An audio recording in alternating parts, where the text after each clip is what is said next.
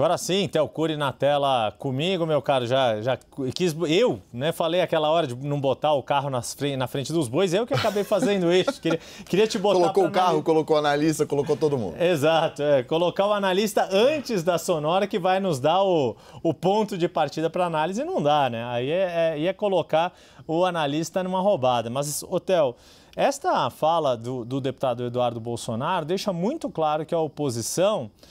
tem um discurso, pode ter nas redes sociais um discurso aqui ou ali mais contundente, com uma retórica mais quente, mas nesse tipo de decisão, nesta eleição para o Congresso Nacional, está adotando uma postura bastante pragmática. Verdade seja dita, na Câmara, lá em 2023, são eleições bienais, a cada 2 anos, Câmara e Senado trocam os seus presidentes, salvo qualquer imprevisto no meio do caminho.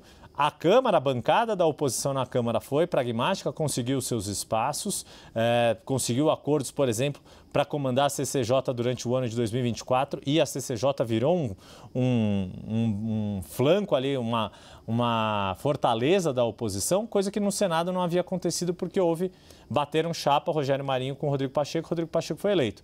Pelo jeito, a lição foi aprendida, vai acontecer isso no Senado desta vez e na Câmara... Pelo jeito, a oposição não vai dar sossego ao governo, Theo.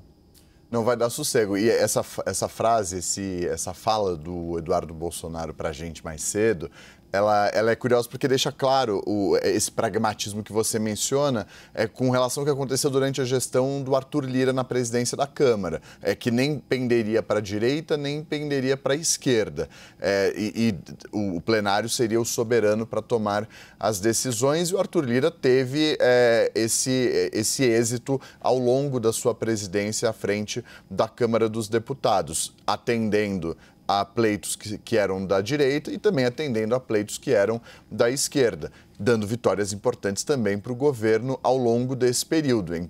Isso é inegável que, de fato, aconteceu. Também impôs algumas derrotas importantes ao governo nesse período. Então, ele acabou contemplando todos os lados. A expectativa é de que com o Hugo Mota siga nessa mesma toada, focando, obviamente, essa nossa conversa na Câmara dos Deputados. A expectativa também de que isso aconteça por parte do Senado Federal com Davi Alcolumbre de volta à presidência, lembrando que ele já esteve na presidência do Congresso e do Senado Federal lá atrás, em um outro contexto, e aí um outro contexto que é importante a gente mencionar, de emendas parlamentares. Obviamente a gente vai discutir isso ao longo do jornal, a gente vai discutir muito isso amanhã e mais ainda no sábado, que é o assunto da vez, é ainda o assunto da vez, não deixa de ser o assunto da vez, porque há novas emendas com relação ao que existia na época do Davi Alcolumbre na presidência do Senado Federal, do Congresso Nacional.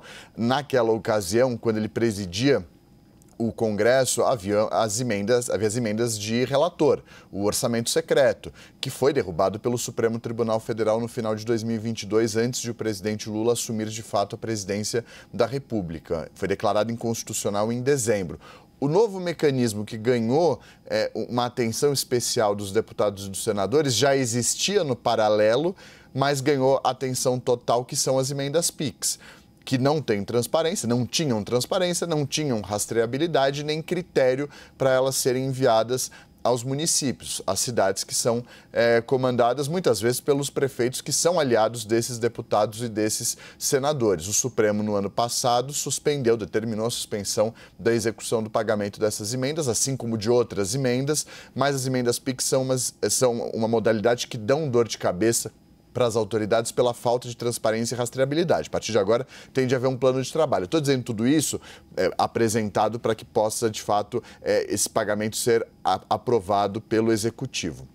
Estou dizendo tudo isso porque são cenários diferentes em que o Davi Alcolumbre esteve na presidência e que vai lidar agora com um certo problema com o Supremo Tribunal Federal, o Tribunal de Contas da União, que estão em cima da execução desses pagamentos. Politicamente, são dois articuladores políticos, tanto o Hugo Mota quanto o Davi Alcolumbre. A tendência é de que consigam contemplar ali os apoios que obtiveram ao longo de todo esse período. A gente fala desses dois, há outros candidatos, mas a vitória dos dois é dada como certa. Então, a expectativa, e aí um desafio para eles é, assim como Arthur Lira conseguiu o apoio tanto da esquerda quanto da direita, ao longo desse mandato de 2 anos, conseguir equilibrar as demandas dos dois lados.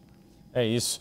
E vale apontar, né, Theo, você fez essa avaliação, é bastante importante de tudo que vem pela frente aí no Congresso, toda essa questão envolvendo as emendas e o quanto esse é um assunto espinhoso ali no Congresso, nesta relação com o Supremo Tribunal Federal, e que, neste caso, Eduardo Bolsonaro é bem pragmático também, não passa do tom, não é tão contundente quanto, por exemplo, na defesa do seu pai e nas questões envolvendo as investigações do 8 de janeiro. Teve muito ataque ali a ministro do Supremo, em especial ao ministro Alexandre de Moraes, que está à frente dessas investigações, nesta entrevista, mas, de fato, ele, né, Eduardo Bolsonaro, mencionou ali que está num processo de amadurecimento e nestas relações políticas com o Congresso é isso que está demonstrando neste momento.